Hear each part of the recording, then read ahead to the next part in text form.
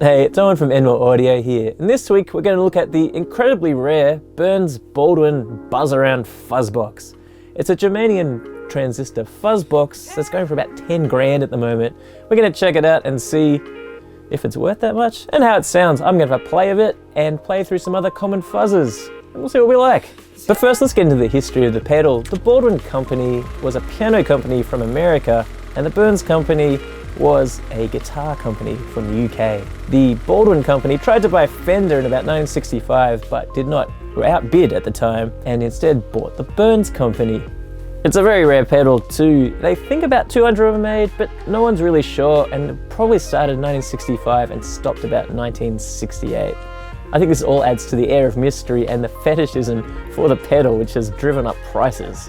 Let's talk very quickly about the history of fuzz, just to get an idea and context of where this pedal lies. Around 1961, Marty Robbins had a track called Don't Worry, where a transformer in engineer Glenn Snoddy's mixing desk malfunctioned and began clipping the 6-string bass of bassist Grady Martin. In order to reliably repeat this sound, Glenn Snoddy enlisted his buddy Revis Hobbs to help him build a new effect pedal. This coincided with the availability of transistors at the time, which were going to slowly replace valve technology, which meant some miniaturization was possible. They could fit them all in a pedal. At the time, germanium transistors were the transistor of choice.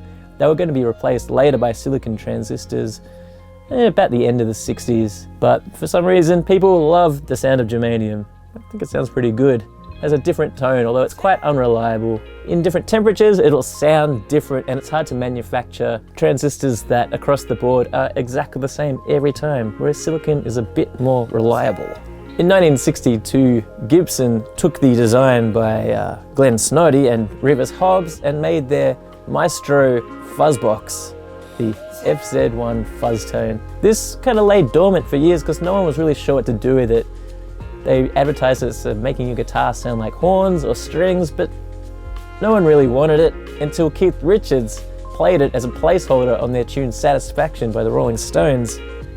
And it took off massively, and everybody started getting in on the fuzz game, including the Baldwin Burns Company. This pedal was also used by King Crimson and the Trogs, which adds to some of the air of mystery and the legend behind the box. And one more thing, this unit employs 3 NKT213 germanium transistors, which are also very rare these days, or at the time were manufactured by the hundreds of thousands.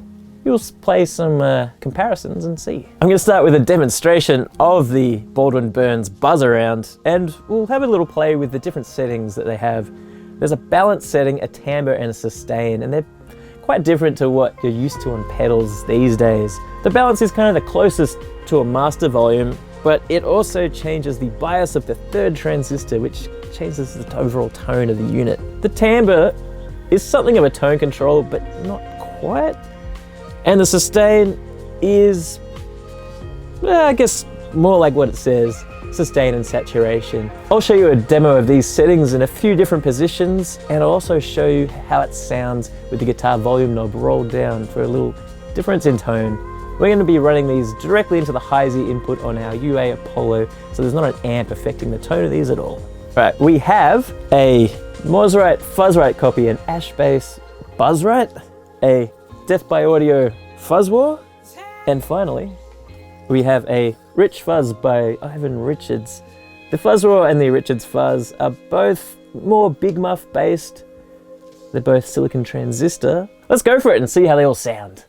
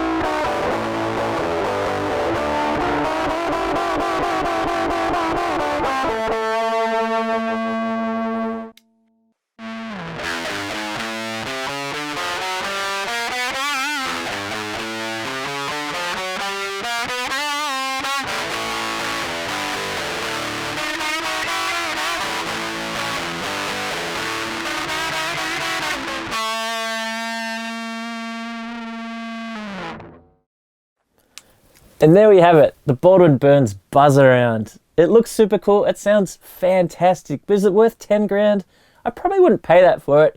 I reckon I would maybe look to buying a clone of it. I mean, you don't want to have a pedal that costs more than your car, than your equipment, and take it to a show.